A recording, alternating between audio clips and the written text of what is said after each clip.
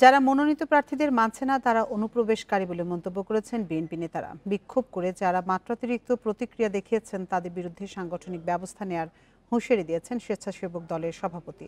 যদিও বিএনপি মহাসচিব জানিয়ে রেখেছেন সংশোধনী আসতে পারে ঘোষিত প্রার্থীর তালিকায়।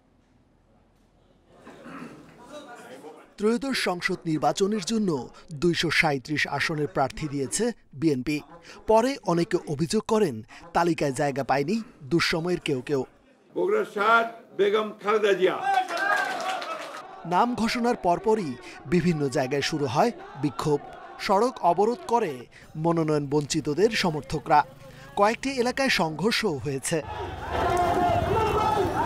নেতারা বলছেন ৩ মাস ধরে সভা সমাবেশ করে প্রার্থী বাছাই করেছে দলের নীতি নির্ধারকরা, তাই অনুপ্রবেশকারী ছাড়া কারো বিক্ষোভ করার কথা নয়। 99% আসনে তারা এটা মেনে নিয়েছে, কারণ তারা চায় ধানের শীষের প্রতীক বিজয়ী হোক। এর বাইরে যদি কিছু হয়ে থাকে আমি অবশ্যই এটা মনে করব যে বাংলাদেশ জাতীয়তাবাদী দলের মধ্যে থাকা অনুপ্রবেশকারীরাই একটা অস্থিতিশীলতা সৃষ্টি করার চেষ্টা করছে, যেটা কোনোভাবেই সফল হবে বলে আমি মনে করি। নেতাদের দাবি নবীন প্রবীণ মিশেলে প্রার্থী বাছাই করা হয়েছে। তাদের হুঁশিয়ারি, দলের সিদ্ধান্ত উপেক্ষা করে যারা বিশৃঙ্খলা সৃষ্টি করছে তাদের বিরুদ্ধে ব্যবস্থা নেওয়া হবে। এগুলো বিক্ষিপ্ত ঘটনা এবং বিএনপি যেখানে দেখছে যে একটু বেশি মাত্রায় যেখানে যোগ হচ্ছে সেখানে বিএনপি সাংগঠনিক ব্যবস্থা নিচ্ছে। আমরা মনে করি নবীন এবং প্রবীণের সমন্বয়ে চমৎকার ভাবে বিএনপি বিশ্লেষণ করে এই নমিনেশনগুলো দিয়েছে। বিএনপির সাথে যারা যুগপৎ আন্দোলন করেছে তাদের জন্য আসন খালি রাখায় প্রশংসাও করেছেন নেতাকর্মীরা। রেজওয়ানুল হক, ইন্ডিপেন্ডেন্ট নিউজ, ঢাকা। এ নিয়ে আলোচনা করতে ঢাকা বিশ্ববিদ্যালয় থেকে আমাদের সঙ্গে যোগ দিচ্ছেন ডেমোক্রেসি ডায়াস বাংলাদেশের চেয়ারম্যান অধ্যাপক ডক্টর আব্দুল্লাহ আল মামুন। ডক্টর আব্দুল্লাহ আল মামুন, আপনাকে স্বাগত জানাচ্ছি আমাদের ইন্ডিপেন্ডেন্ট সংবাদে। আপনার কাছে শুরুতেই জানতে চাই যে বিএনপির প্রার্থী তালিকা পরিবর্তনের আভাস দিয়েছেন মির্জা ফখরুল। এমন আভাসের কারণ কি বলে আপনি মনে করছেন? না, এটা যখন বিএনপি এবার প্রার্থী তালিকা ঘোষণা করলো তখন তারা বলেছিল যে এটা খসড়া তালিকা, এবং সেক্ষেত্রে যে আপনি যে সংবাদটা আমি দেখলাম যে বিক্ষিপ্ত সংঘর্ষ হচ্ছে বা বিভিন্ন জায়গায় প্রার্থীদের মধ্যে উত্তেজনা দেখা যাচ্ছে, শুধু সে কারণে যে হচ্ছে তা না, এটা অনেক কারণে হতে পারে। এটা এমন হতে পারে যে সংযুক্তির জায়গাতে বা দলের ইভ্যালুয়েশনের বিষয় বা অন্যান্য যারা শরিক আছে তাদেরকে ইনক্লুড করার বিষয়, অনেক বিষয় থাকতে পারে। সেই জন্য হয়তো বা উনি এই কথাটি বলেছেন। কিন্তু যেটি আমরা ধারণা করছিলাম যে বিএনপি বা যে ভালো স্ট্র্যাটেজিটা নিয়েছেন, সাধারণত যে তফসিলের পরে আমরা দেখি যে প্রার্থী তালিকা ঘোষণা করা হয়, অথবা তারা এই অ্যাডজাস্টমেন্টটা করতে হবে, বা দীর্ঘদিন বিএনপি একটা স্বচ্ছ রাজনীতির বাইরে ছিল, অনেক নেতারা এখন নমিনেশন চাইছেন, এই বিষয়গুলোকে তারা হয়তো হ্যান্ডেল করার জন্য এই সময়টা নিয়েছেন। এবং আমি মনে করি যে স্ট্র্যাটেজিক্যালি এটা একটা বিএনপির ভালো মুভ যে তারা একটা সময় নিয়ে এই প্রার্থী তালিকা ঘোষণা করলো। ডক্টর আব্দুল্লাহ মামুন, আপনার কাছে আরেকটি বিষয়ে জানতে চাই যে যারা মনোনয়নের বিরোধিতা করছে তাদেরকে অনুপ্রবেশকারী বলছেন বিএনপি নেতারা। এই অসহিষ্ণুতা কিভাবে মোকাবেলা করবে বিএনপি?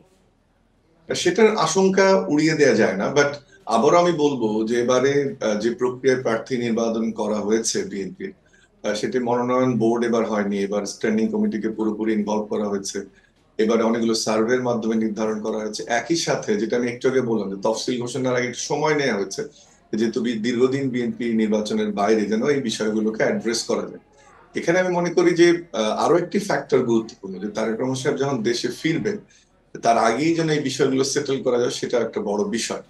আর অনুপ্রবেশকারীর যে কথাটা একটু আগে আমি বললাম যে এটা ঢালাও ভাবে বোধহয় বলা ঠিক হবে না, কোনো কোনো ক্ষেত্রে সেটি ঘটেও থাকতে পারে। কিন্তু যদি ওভারঅল রিয়াকশনের কথা আমি বলি, যে আমরা যে পরিমাণ সংঘাতের আশা করেছিলাম প্রার্থীদের মধ্যে বা এই প্রার্থীতা ঘোষণার পরে, সেটা কিন্তু তুলনামূলক কম হয়েছে। আরেকটি জিনিস বোধহয় গুরুত্বপূর্ণ এখানে উল্লেখ করা দরকার, সেটি হচ্ছে যে চট্টগ্রামের ঘটনাটাতে তাৎক্ষণিক ব্যবস্থা নেওয়াতেও কিন্তু দল একটা সিগন্যাল দিতে পেরেছে যারা দলের সিদ্ধান্তের বাইরে যাবে তাদের বিরুদ্ধে ব্যবস্থা নেওয়া হবে। এবং এটার একটা জাস্টিফিকেশন এই জন্য আছে যে এবার কিন্তু প্রার্থী তালিকা ঘোষণা করার আগে বিএনপির একটি চেয়ারম্যান একটা প্রজ্ঞার পরিচয় দিয়েছেন, যে উনি সমস্ত যারা বিভিন্ন আসনে মনোনয়ন চাচ্ছিল তাদেরকে গুলশান অফিসে ডেকে এনেছেন, তাদেরকে দলের অবস্থান বুঝিয়েছেন এবং মেসেজটাও ক্লিয়ার দিয়েছেন। সো ওই বিএনপির টপ লেভেল থেকে আসলে যথাসাধ্য যে স্ট্র্যাটেজিক ব্যবস্থাগুলো নেওয়া দরকার সেটা নেওয়া হয়েছে। এবং চট্টগ্রামের ঘটনাটা যখন শাস্তি প্রদান করা হলো, আমার ধারণা সেটা একটা সিগন্যাল দিয়েছে।